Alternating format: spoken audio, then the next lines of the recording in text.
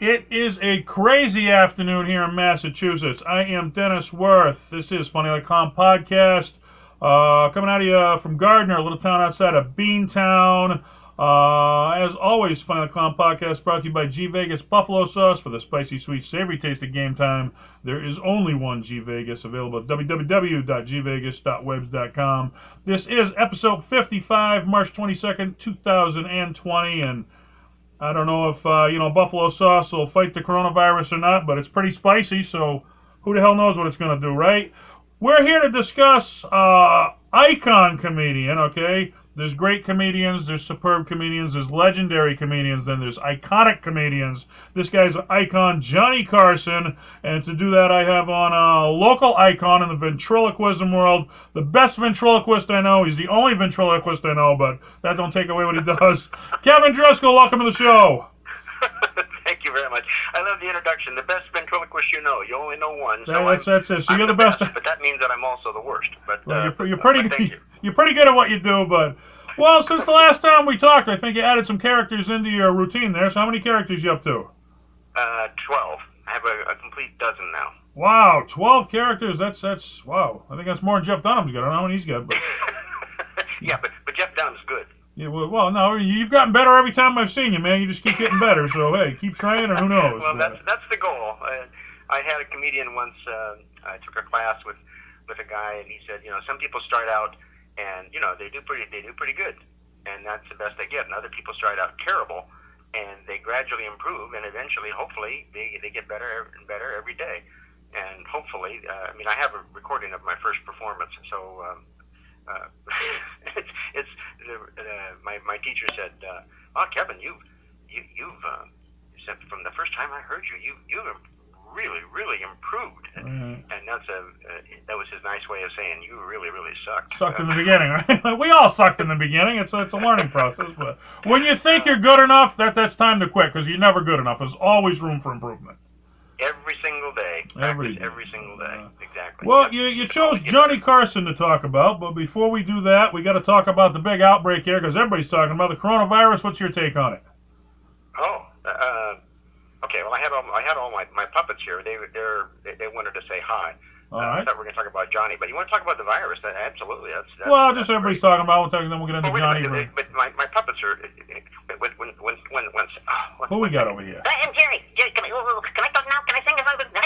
I'm sorry, Jerry. Hi, I'm Jessica. Here's Johnny. I'm the talking dog. I've got a song I want to sing. It's called the Coronavirus Blues. Oi there, I'm Fred the Frog. I'm Fred the Frog singing. I'm going to say, here's Johnny. And then I have Willie, the singing whiteboard. Willie, the singing whiteboard. She's going, here's Johnny. And Mickey the monkey. Mickey the monkey. Here's Johnny. And Shep the sheepdog. He doesn't talk. He just barks. My hand puppet Harriet. Here's Johnny. Here's Johnny. And the one that the seniors like, Charlie McCarthy with the monocle. Hi there, I'm Charlie McCarthy, and I wanted to say, here's Johnny. And of course, there's always little Jerry. Hi, little Jerry, here's Johnny. And then obviously, do you know the dinosaur? Oh, yeah, do you know the dinosaur? Here's Johnny. And last but not least, ho, ho, ho, Santa Claus. Ho, ho, ho, here's Johnny. And I'm going to bring you some toilet paper for Christmas. We all need it, right? Well, you got your own Sesame Street going on over there. That was my crew. They're here. Hopefully they won't interrupt us too much. So you're never lonely over there. You constantly got company, huh? I work with dummies every day. I'm very blessed. So what's the dummies' view on the coronavirus? What do you think about it? What's your views? Well, I don't know how to tell you this, Dennis, but they're not real. Well, they're real in your head. As long as they're real in your head, they're real to you, right? I mean, yeah. I've had many conversations with myself. I'm filling out the census. Have you filled out your census yet? Did you get it in the mail? I just got it, I think yesterday or the day before. I just got it, yeah. Yeah, I had to fill it out. It took me forever. I can imagine, yeah. It was tough. But anyway, I'm sorry, you want to talk about the virus? We actually wrote a song called The Coronavirus Blues, and Doug wanted to sing it for you at some point. I don't want him to sing the whole song. It's a minute and 50 seconds, so it's way too long. But over here, talking dog. No, I'm sorry. No. Anyway, so we wrote a song called "The Coronavirus Blues," and as you may know, every entertainer and every ventriloquist is now basically out of a job, and that was described very aptly in the Framingham Patch this week. Yeah. I was interviewed, and they had some good quotes there. They quoted me as saying, I quit a job as the general manager of an internet company. Well, they didn't say the reason I quit. The reason I quit, I thought I was having a heart attack. I went to the doctor, and long story short, the doctor said, you can keep doing this if you want, but you're not going to be around much longer. And so it was just job stress. So I quit that job. I don't do that anymore. And then I became a full-time children's entertainer, entertaining children ages 2 to 102. You have much more fun, right? That was going pretty good. I was actually doing really well. Working a lot, doing daycares and senior centers and nightclubs and everything in between.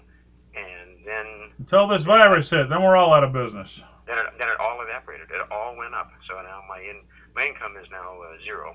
So it's gonna take me a while to get to Johnny Carson's net worth of $300 million. Yeah, in the span of about 2 hours, I lost around $2,000 worth of work in comedy. I'm like, that's $1,000 an hour I'm losing, man. But I know. I was all set. I was working with this. I was supposed to do the Cub Scout event in Natick with all the kids and my whole Drumming with Dummies show, and we'd corresponded via email. I said, no, I'm going to sterilize the instruments and all the drumsticks and everything will be sterilized and we should be fine. And then he contacted me and said the Natick schools banned anyone from any outside group from coming in. Yeah, 25 people or more. Now they didn't close the school, so that's good. And of all my senior centers, I expected them to close and stuff, but I'm trying to do something in the way of giving back. I'm trying to do this thing, basically reinvent myself as a virtual performer. So with the help of the iPhone and technology, I can virtually. You can be an online presence. Online presence and social distancing. I can provide singing telegrams, but I'm not charging any money for that. Mom always told me you can't sell what you can't give away. But so I'm doing the singing telegrams for free to children that have birthdays or for seniors that are stuck in and they went to Charlie McCarthy. When I perform at senior centers, I bring out Charlie McCarthy. Yeah. They recognize him because if they're old enough, they're like in their 80s, they will remember the 1930s and 40s. They'd sit around on Sunday night on NBC listening to the radio, and they would listen to the Charlie McCarthy show. Now, Charlie McCarthy didn't exist. I mean, he was a puppet, but the real ventriloquist was Edgar Bergen. But they would sit around the radio Sunday night, NBC, 8 o'clock, listening to that ventriloquist on the radio. Kind of similar to what we're doing right now. So coronavirus is, I think, in many ways, it's going to be very positive. One of my heroes in Axtell expression, Steve Axtell, he's a puppet maker.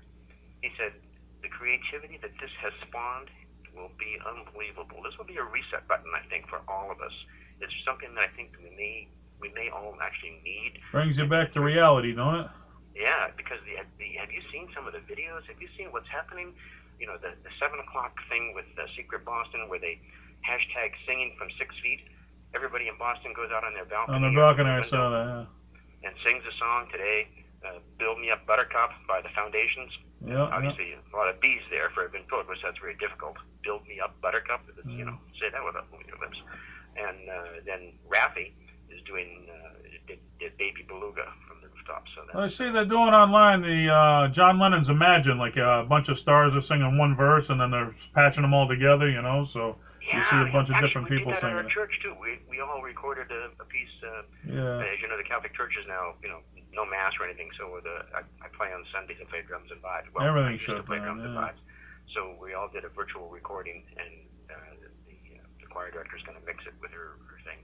And we're doing Zoom meetings. I had a Zoom meeting on Al-Anon the other night. I go to Al-Anon because everybody I know is an alcoholic. But so we had this virtual meeting. So it was good because I knew the people. I'd seen them for years, and then now I see them all on Zoom. So it was really pretty. The world's changed. It's definitely changed in a matter of a couple weeks here, hasn't it? Yeah, And now the thing is, we can do this. We can do this virtually. There was I sold my first singing telegram. I sold it for $0, but I hope to make it up on the residuals, which are also zero. 0% of 0, right? There's a 10-year-old girl has a birthday on Tuesday, and that's my first singing telegram. Well, if you made her day, there's no price you can put on that, right? Exactly. And then that afternoon, I get to take a very close friend of mine into Dana-Farber. I'm going to wear a mask. He's going to wear a mask. He's going back for chemo. Oh, and gee. they, this is his like 4th time, and the doctor said, you don't want to plan on buying any Christmas presents. Of course, he's Jewish, so he's not, that's okay. But he said to New Year, you probably won't be around by New Year. But laughter's the best medicine. So if you can, exactly. get a couple laughs before he goes, then you did some good in the world, right?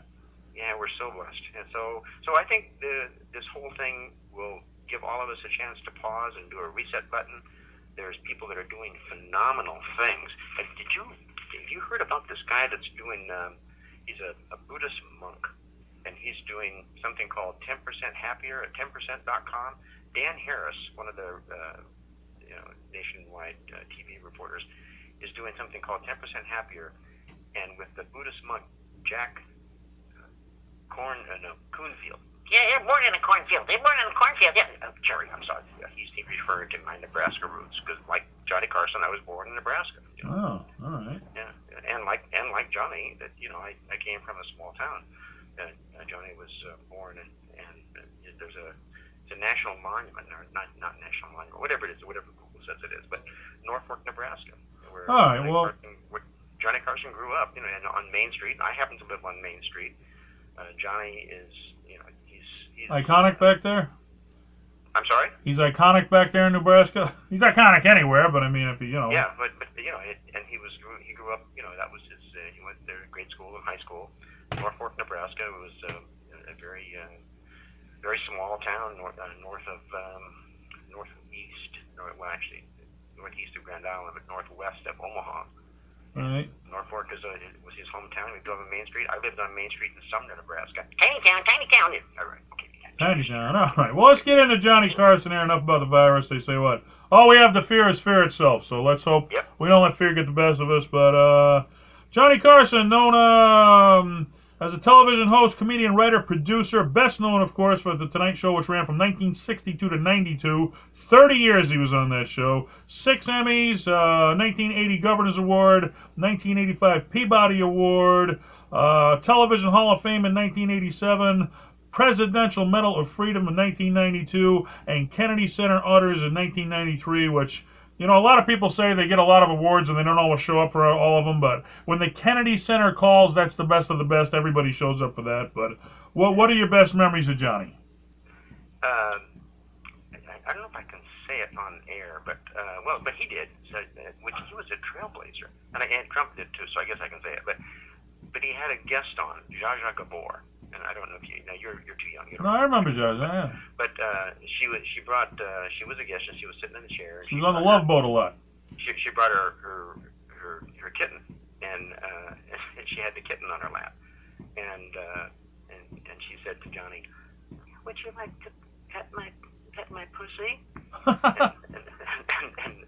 Johnny. How do you say no to that? Johnny replied immediately, "Yeah, I would, as soon as you get rid of that damn cat." Yes, that's quick thinking. That's what gets you on those shows. But and he was like that, and then he was. But now you probably know his previous show was Who Do You Trust? Yep. Do you remember that? That was where he met Ed McMahon. Yeah. Yeah, and again with Ed McMahon. Yeah. And you may know, or you may not know, that the precursor to that was Do You Trust Your Wife? And the host of that show was the ventriloquist Edgar Bergen. So Edgar Bergen had Do You Trust Your Wife? Then Johnny took over, and they changed the title. Changed the name, right? Same show, but just different name. Yeah. So that was Carson he was amazing. He did over 4,000 shows, 30 years performing. Yeah, that's you don't get to 30 years in anything. I mean, if I make 30 years in comedy, I'll be doing good. But well, it says he started out. Did you know he was in the Navy? Because I found out Drew Carey was a Marine. That kind of blew my mind when I saw Johnny Carson was in the Navy. I guess made a little more sense. But did you know during World War II he was in the Navy? I don't know. But he was in 1925 when he was born. So Yeah, during World War II, he was in the Navy, and maybe the Korean War after that. Could have been the Korean War. But that was when he started performing. He started performing card tricks on the boat for like the other sailors, and that was where he first got into performing. Was doing card tricks for the other sailors. They asked him what his career wanted to be. He said he wanted to do a career in radio. yeah. You know, he mostly made a name for himself by doing a casual conversation where most people were scripted. He just kind of casually went about it and just casual. And that was, you know, what people love. That's kind of why podcasts are taking off, because it's just two people shooting the breeze. It's not really a scripted out thing, you know? Right. Yeah. Yeah. It's absolutely amazing. But he had such a gift, you know. Like and you asked me what was my most memorable thing. As you may know, he had 3 sons, and one of his sons was killed in a car accident, and he didn't do the show the next day. But when he came back the next time, I mean, he was visibly still upset. But his son was dead, and he still, you know, had the show must go on, persistence, whatever, to still perform. And right. it was a very emotional. That, and of course, his last show with Robin Williams, and that. But his pain, you know, the audience shared in that pain. They knew what he was going through, so if he showed that on TV, it kind of showed us we were all human, you know. So yeah, probably. And he had 3 sons. I have 2 sons, but of course, when one son died, then he had 2. So we're like in that respect. It's a very sick joke, but it was awesome. Well, he took advantage of his opportunities in the Navy, where he used the Navy to attend the University of Nebraska-Lincoln. He graduated with a bachelor's degree in radio and speech. And from there, he went on to, in 1950, he was on WOW radio in Omaha. And there was a political wife of somebody in Omaha who liked his radio show. She referred Carson to a L.A. radio friend that she knew, which got him out to L.A. He was on KNXT, and where on KNXT he friended Red Skelton and Jack Benny. And Jack Benny actually had him on his TV show. It was his first television appearance, and it took off from there. So if you're wondering his rise to stardom, that was how he rose right there. Yeah, and then do you know who the most frequent guest on The Tonight Show was? Oh, gosh. Rodney Dangerfield, maybe? Bob Hope, according to... Bob Hope? Okay. Yeah. And there's another similarity. Bob Hope was on his show, and he would have writers. And one of Bob Hope's head writer was a guy by the name of Gene Perrette. Right. And I'm studying... Gene Perrette had his daughter, Linda Perrette, and they've written tons of comedy books there. And I have been fortunate to actually... study with Linda, and I try to study with every comedy genius that allows me time, if I can pay them money and they give me a class or something on how to try to improve my craft. Mm-hmm. But my point was that I was also on the Bob Show. Of course, it was the Bob Show in Providence, Rhode Island on cable TV, and if all of their viewers tune in, both of them would probably like to see the show. But it was. Got to start somewhere. Yeah. Well, it can't get any lower. Well, never mind. All right. Well, you probably remember better than me. I mean, I'm old enough. I do remember his beginning, but I mean, you could remember before his beginning probably. He was on the game show Earn Your Vacation. That's where my grandparents lived. So we would travel 250 miles to visit my grandparents in Omaha, and that's when I could watch their TV, because they had a TV. They had 3 channels on their TV. Oh, boy. Of course, with the rabbit ears and the aluminum foil. Oh, yeah. And the UHF, where you got static on 99 out of 100 channels, but if you're that 100th one, you got that channel. But well, do you remember any of these shows? Here's what he did on his way up. He did the game show Earn Your Vacation in 1954. From 1955 to 56, the Johnny Carson Show. 1960 to 62. To Tell the Truth, 57 to 62, as you mentioned, Who Do You Trust? And that was where he met Ed McMahon. But I mean, do you remember those early shows that he did? Yeah, I would see him in Omaha at my grandparents' house. Oh, so you remember all those, really? Even go back to 54, yeah? Well, I'm 112 years old. Oh, okay. I tell people I'm 112, and when they meet me, they say, "Yeah, I look pretty good for 112." Well, it's good because if you ask the kids, these 20-year-old kids, I made a point of this. If you asked us, if you asked me who are my icons of comedy, I'd say Carlin, Pryor, Kinnison, If you ask my parents, they'd be Bob Hope, George Burns, You ask the kids of today, they'd tell you Bill Burr, Jerry Seinfeld, Dave Chappelle. I mean, so it depends on what area you're in. Seinfeld got his start. Who's your icons, depending on what area you're from, Seinfeld was on the Tonight Show. Oh, yeah, that's where he got his big break, yeah. Do you know that Jeff Dunham auditioned for Johnny 9 times? Yeah. 9 times before he got in. That's the whole persistence model.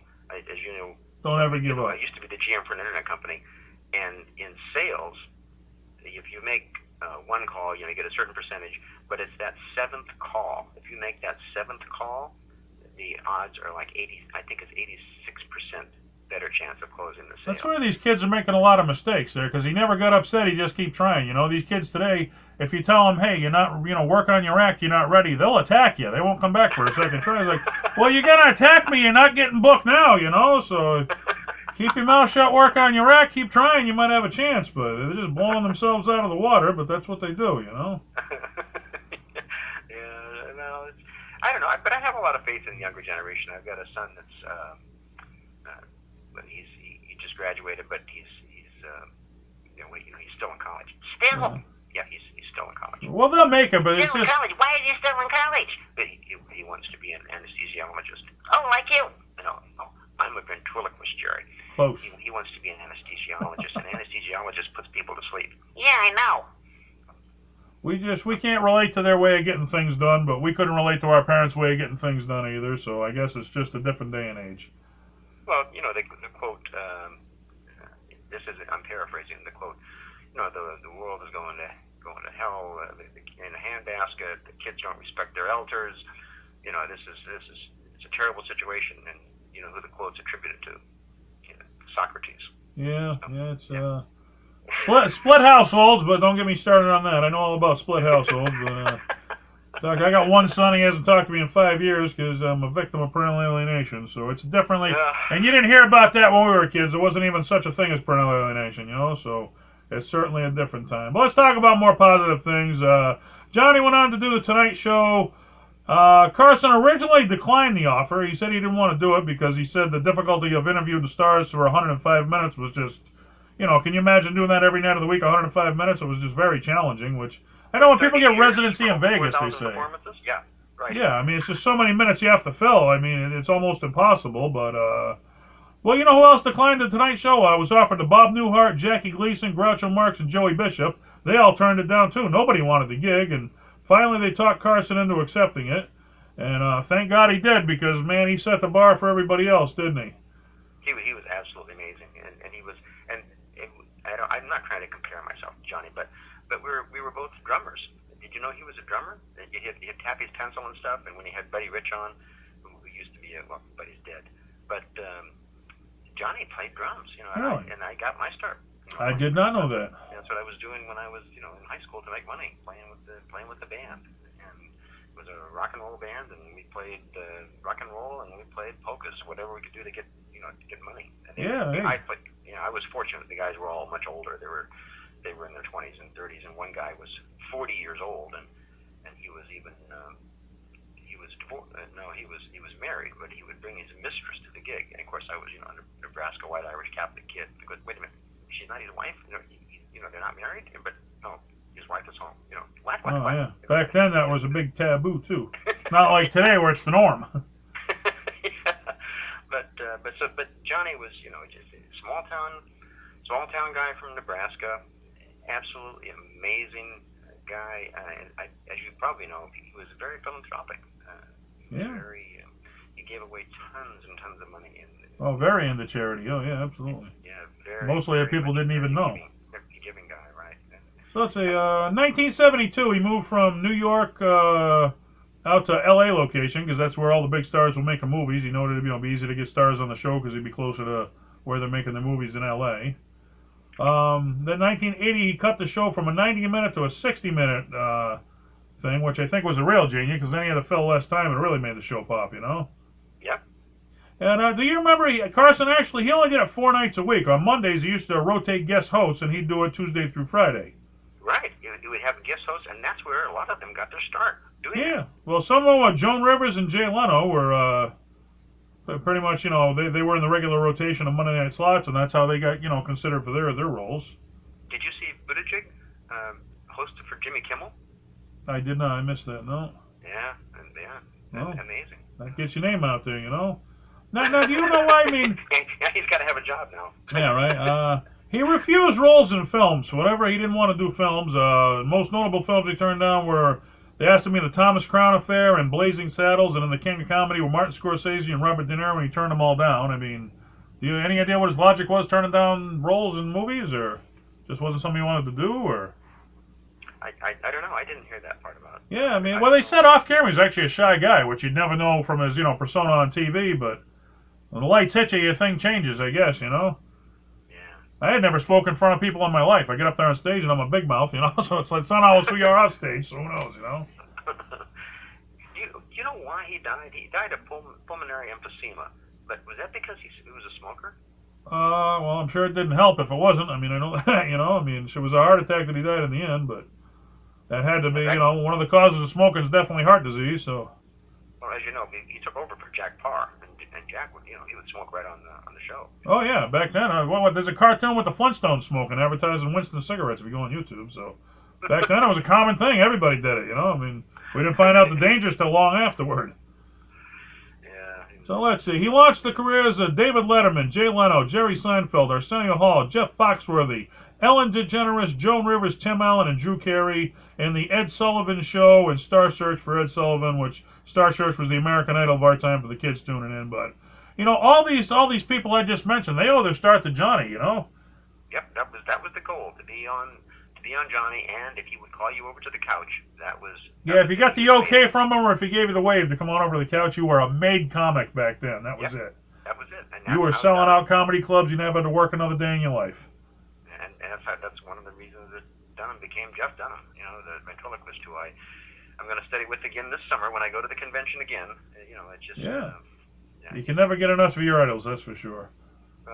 Well, I almost credited Rodney Dangerfield. As good as Rodney was as a comedian, he never got the credit for bringing us the next generation. The Sam Kinnisons, the Roseanne Barrs, the Andrew Dice Clays, all the big names that he gave a break to, I thought.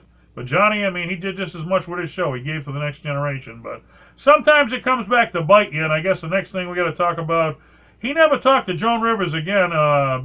He called her disloyal because she got a Fox TV series that was competing with his as a late-night talk show. And I guess, he thought it was... she died. Yeah, well, Talk about retribution. But they said that after she called in and said, hey, I got the show, he hung up and never talked to her again. He thought it was disloyal. Yeah. Did you consider it disloyal? Do you think it was a good break she should have took it, or? I didn't know. Who knows what really goes on?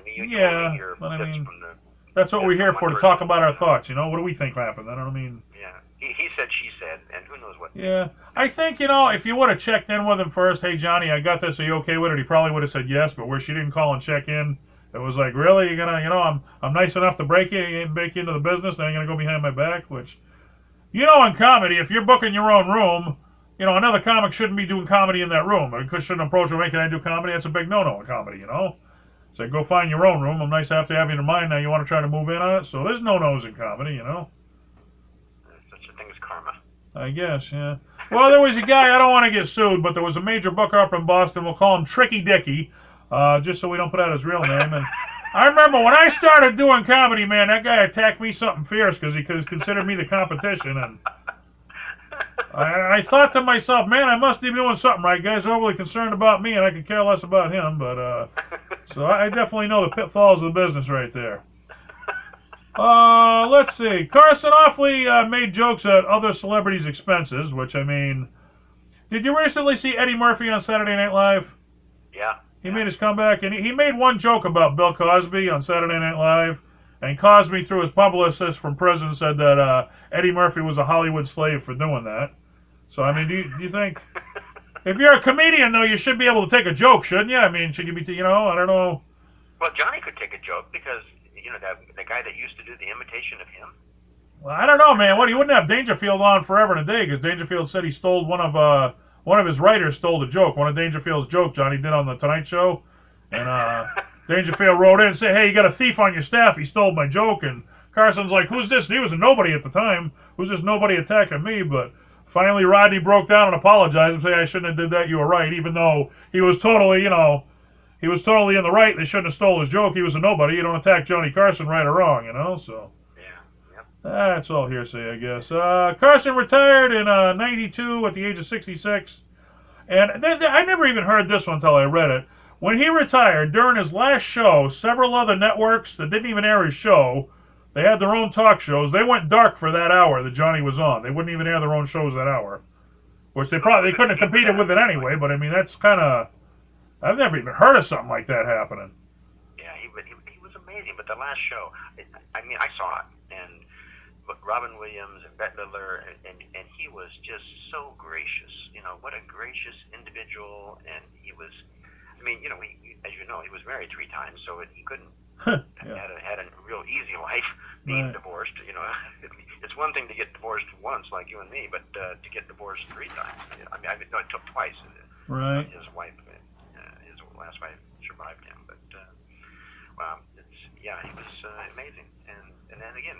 His son died, his middle son died. Yeah, I mean, we've all experienced death, but when it's your son, I mean, you're not supposed to outlive your children. That's a tough... I remember when my dad passed away, my grandfather outlived him, and he said that should be me in there. You should never outlive your children, Exactly. That's a my tough father one. Passed at 70, and I'm going to be 69 next month, so... Right.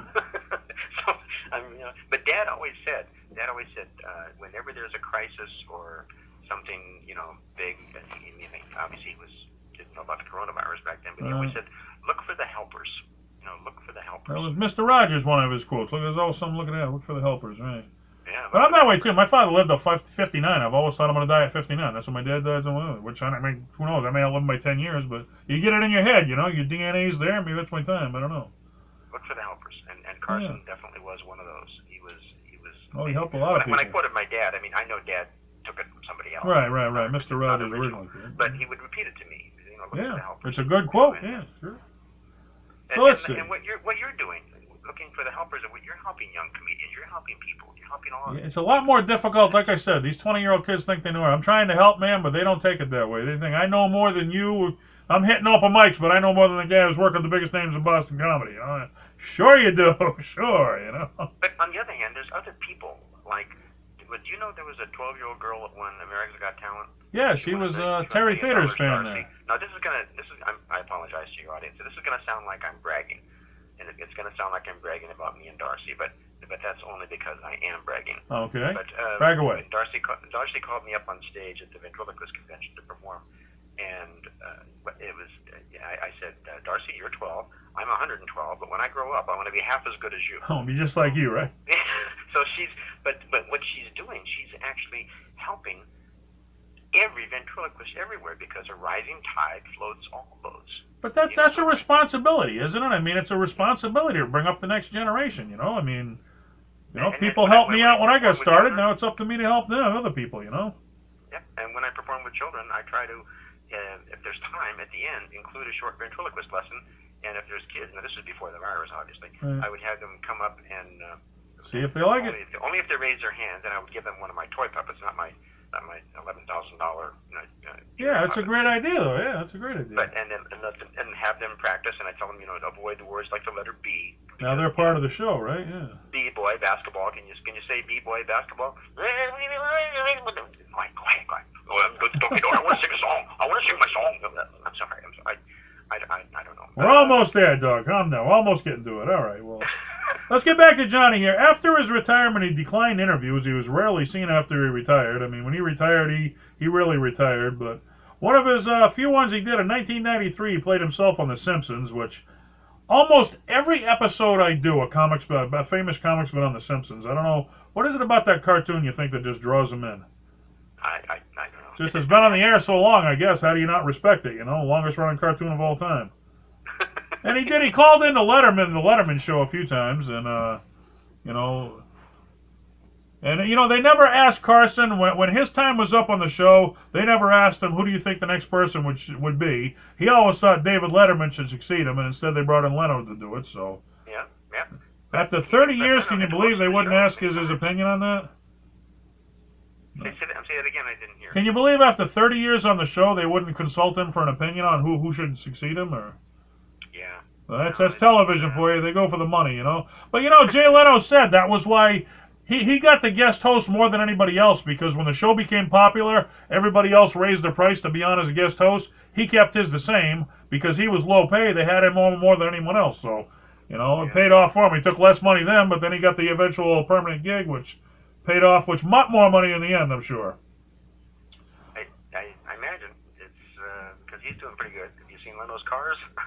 Yeah, he's got his new shoe there. Yeah, he's got a few cars. That's Leno and Jeff Dunham have that in common. They're both car collectors. Well, he said if you invest your money in cars, you get to drive them around and have fun, while you're investing in them. Then when you go to sell them, you've had all that fun, and they're worth just as much. So it's a good investment, smart, Yeah, that's certainly beats some of the stocks that I invested in. Yeah, for sure, right? You get your 401k just taking a dive there. I know. So, Carson's influences, he said, were Bob Hope, Jack Benny, Red Skelton, Fred Allen, Groucho Marx, and Jack Parr. Who are some of your influences? Obviously, Jeff Dunham, but other than that, did you have any other influences? Well, obviously, I'm listening to the old radio shows. There's DVDs that you can get. Oh, yeah. I used to have cassette tapes of the old radio shows. Edgar Bergen and Charlie McCarthy, and those old radio shows. And then also from the ventriloquist of today, Terry Fader is going to be at the convention again this year. Darcy's going to be there. I think she's 14 now, but that's the best of the best getting together, huh? Anywhere from Darcy, who is a phenomenal singing ventriloquist, but prior to that, it was my main influence was always Jeff. I would always go see his show. Followed him right along. Yeah. Take my son to see his show, and then when he invented Ahmed, his career just zoomed. Yeah, that was the one that blew him into the mega status right there. Yeah. But again, Jeff was auditioning for Johnny for 9 times before he got on the show. Persistence pays off. About persistence, I mean my lady doesn't ask me to do much, but today she wanted me to get the New York Times, to go out and get the New York Times. And the first place I went, it was sold out. Next place, then they didn't carry it. I went to 7 places. The 7th place, I got the New York Times, and brought it back, and so we could have coffee and breakfast and stuff. There you go. But it's that persistence. Don't give up. Yeah, you just have to. I mean, everybody wants to be the one-hit wonder, A comic once said to me, every comic thinks they're funnier than they actually are, which is true, We all think we're funnier than we actually are. Well, let's see. Well, you mentioned this one earlier. I wanted to get into this a little bit. Johnny Carson was famous for having divorces.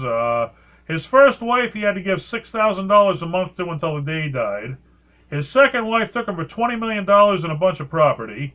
And Carson's joke about the whole thing was me giving advice on marriage is like the captain of the Titanic giving lessons on navigation. That was his joke he made about it.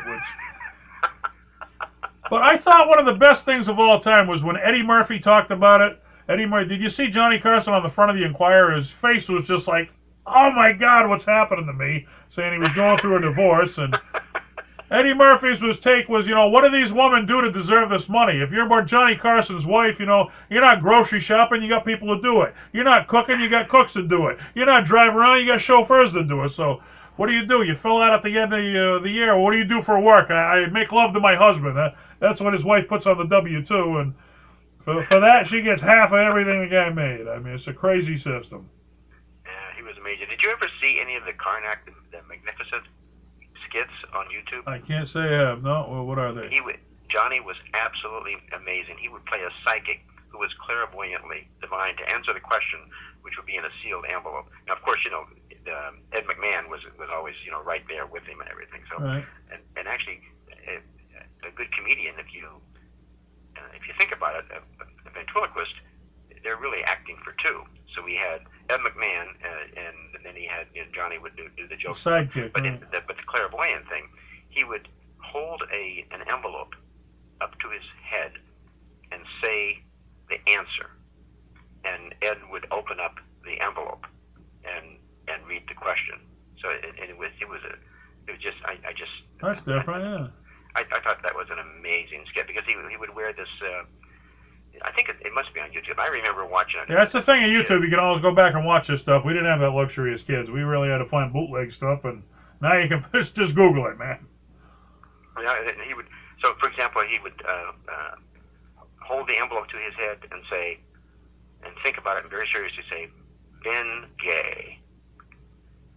And then Ed would open the envelope, and the envelope would say, "Why didn't Mrs. Franklin have any kids?" Ben Gay. And then he's in the ballpark.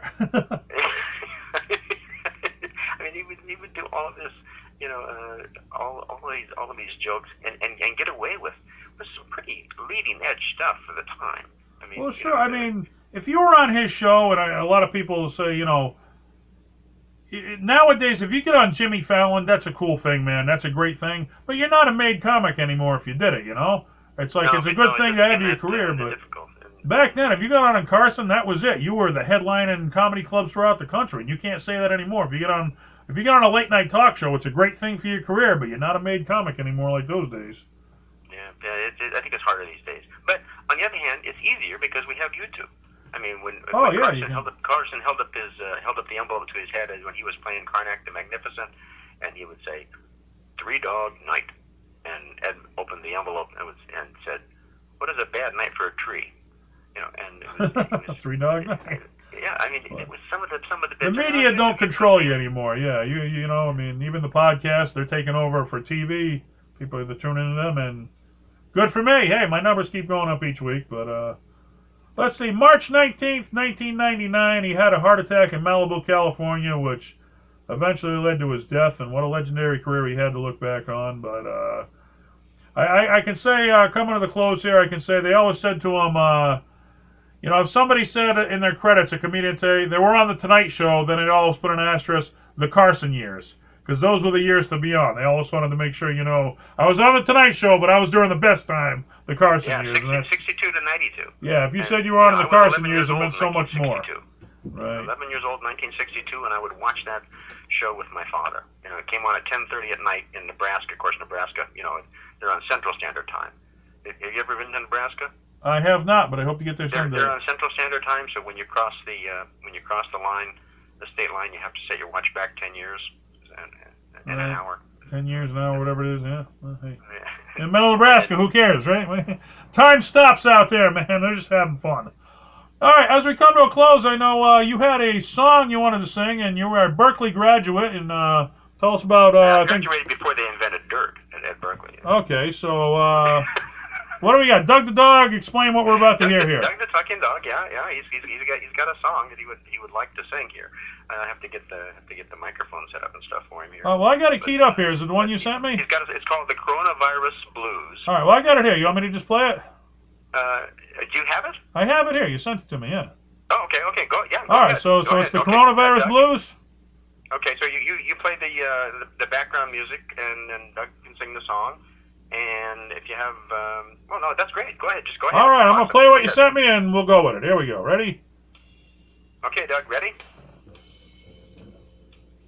Okay, Doug, you gonna sing the song now? Doug the Talking Dog. Doug, come on. Doug, this is your cue. I don't hear anything. I don't hear any song.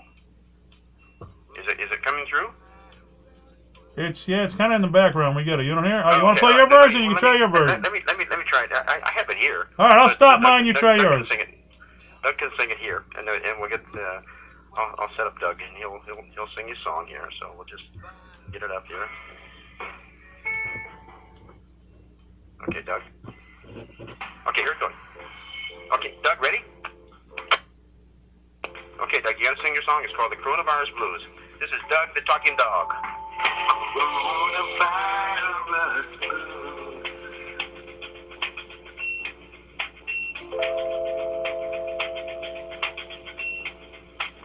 Coronavirus Blues.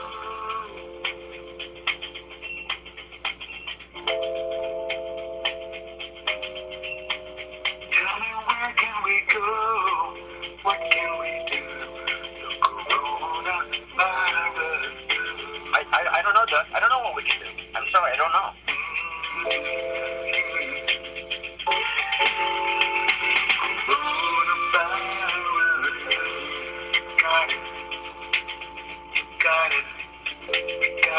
Doug. We don't have it. Not yet.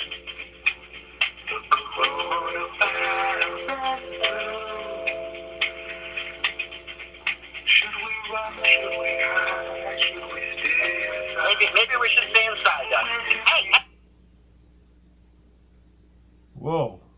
Hey, I'm sorry. Okay. He's back. I thought I lost you for a second, man. All right. Had a nice bluesy tone there to it. I can see why it was called the blues. Yeah, you got the blues about it. Whole world's got the blues about it. All right. Well, that's good stuff. Did the phone cut out? Well, no, at the end there, I think you stopped it. I didn't hear nothing, so I think you just stopped it, though. Yeah, I didn't stop it. Jerry pulled the plug. Oh, I got you. All right. Well, we got the. Jealous of Doug. So but they can go to YouTube and hear the whole thing if they want, right? It's on YouTube? Yeah, it's on, or just hashtag coronavirus blues, or go to my website, DriscollProductions.com. Like the strawberries, only no relation. Driscoll is Driscoll, DriscollProductions.com.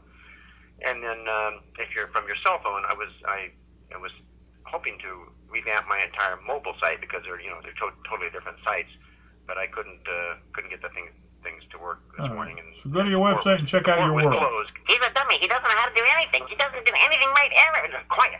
I'm sorry. I'm the talking dog, and he doesn't know. He doesn't know Jack. I'm sorry. All right, let's see how smart you and your characters are here. I end every show with trivia. I'm going to ask you 3 trivia questions about Johnny Carson, and let's see how you do. Nobody's ever gone 3 for 3, ever. I think last time I lost all 3 last time. All right, the first podcast. Oh, man, I wanted to take this opportunity to thank you so much. I was on your cooking show the first time at your studio. You were so kind to come out to my home here at 22 Driscoll Drive in Framingham for the other cooking show, and you had your producer and everything, and you made, I think it was s'mores. I think we made s'mores, yeah.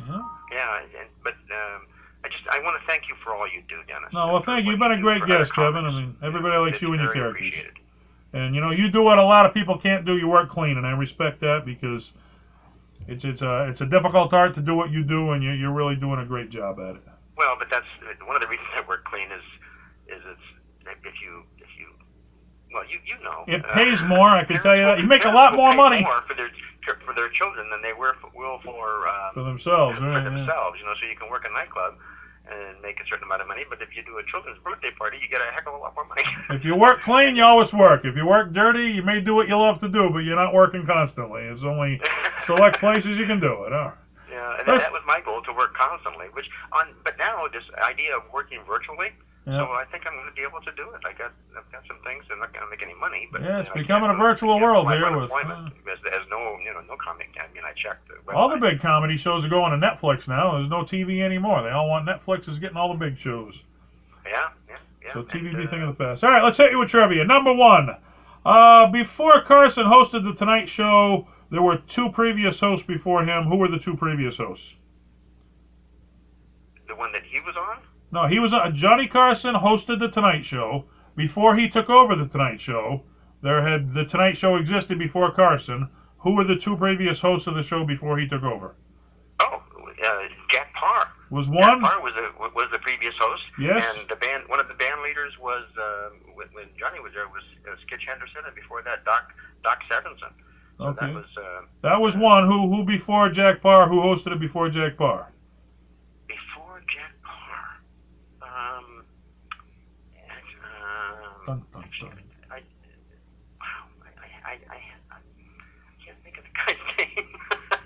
This was before my time. This is going. It's going way back there. Sure. I know that I'm old, but I'm not. Not that old. I'm not that old. So he did. Do you trust your wife? That was before him. See Johnny. See Fennell, Legend. I'm gonna give it to you. Let me try just. You're not Googling it, are you? No. I'm trying to. Trying to remember. He was in Burbank, California. I can't. No, I'm not. I swear, I'm not. All right, I trust you. All right. If you say it, I'll say yes.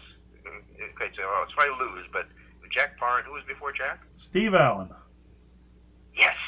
Steve Allen and Jack Parr were the previous hosts of the Tonight Show before Johnny Carson. So we'll give you half of that one. You got a half. You got Jack Parr, but you missed Steve Allen, so you get a half of credit for that one. All right. All right, number 2, Johnny Carson was a major investor in what car company? I have no idea what he invested in. Well, it could have. Probably Chevrolet. I can guess the answers. I don't know. It was. I didn't know this one either till I read it. It was actually the DeLorean Motor Company, believe it or not. Yes, Major investor. Yes, he talked it, but he didn't pump it up on the show. Yeah. Who knows? Back to the Future, brought to us by Johnny Carson. All right. And I think you already knew this one, but I'm going to ask it to you anyway because I don't cheat. But I think you already messaged it. Carson's last show of the Tonight Show. Who were his 2 guests on the show? That one I got. I answered that earlier, right? I believe so, but that was one of the questions, so I'll give it to you if you can name them again. Okay, Bette Midler and Robin Williams. That's true. Last show with those 2 guests. Can I ask you one trivia question? Carson ain't my guy, but I'll try. Go ahead. I'm a musician and composer, so you remember Johnny's theme? You know, ba-da-ba-ba, Yeah. ba-da-ba-ba. You remember the show? I watched the Tonight Show. Yeah, obviously, I remember. You played every single night. Yeah. Oh yeah. You know who wrote that? Oh gosh. Paul Anka. Lawrence Welk? No, Paul Anka. Oh, Paul Anka. Paul Anka I did not know that. and so Paul Anka got residuals for that show for 30 years. Oh, well, good for him. Hey, we can only. That's a big joke. You wish you wrote Happy Birthday, right? I wrote the song "The Coronavirus Blues," and I'm going to get residuals of a 0. 0% of 0. There you go. All right, Kevin. Before we go, I mean, if there was one thing you'd want other people to know about Johnny Carson, what would it be? That he was a very kind and giving man, and he was an inspiration to all comics everywhere. Sure. That's what puts you in iconic status right there, right? Because he gave back, he did charity work, he did all the things you were supposed to do when you hit the big level. You don't forget where you come from is always a good motto, right? And he came from a small town in Nebraska. Man, we all got to come from. I'm a small town gardener outside of Boston, but I'm doing my thing and I'm having fun. Thank you for being on the show, Kevin. I really do appreciate it. Dennis, thank you so much, and thanks again for all that you do for comics. All right, we'll talk soon, all right? Bye-bye. Bye-bye. Have a good one. The talking dog says Driscoll Productions. Bye-bye. Bye, guys. All right. Comedian Kevin Driscoll and all his dummies there. He's hanging out with a lot of dummies, and I guess, hey, I talk to myself. Sometimes I talk back. It don't make it crazy. It makes you, it's good conversation, okay? So he's got a lot of characters over there that understand the way you think. Johnny Carson, man, iconic. Just gave back to the next generation. Funny as heck. Quick-witted, you don't put one over. If you're a guest, you're not going to put one over on Johnny. If you got the wave, you were just a made comic right then, and he didn't give everybody the wave, but if you got it, man, you were never working another day in your life. 30 years, man, if you can do anything for 30 years, you're the best at what you do, and you can only hope to say, you're on the Tonight Show, and the first question, what year? What year? Was it the Carson years? And if you say yes, it gets so much more respect, that it's not a cool thing, but that was the time to be on that show. You can never replace the legends. Hopefully, someday, Funny the Clown Podcast will go to legendary status, and only way that happens is you guys keep tuning in. So thanks for tuning in, and until next time, keep laughing. Laughter is the best medicine. Good night.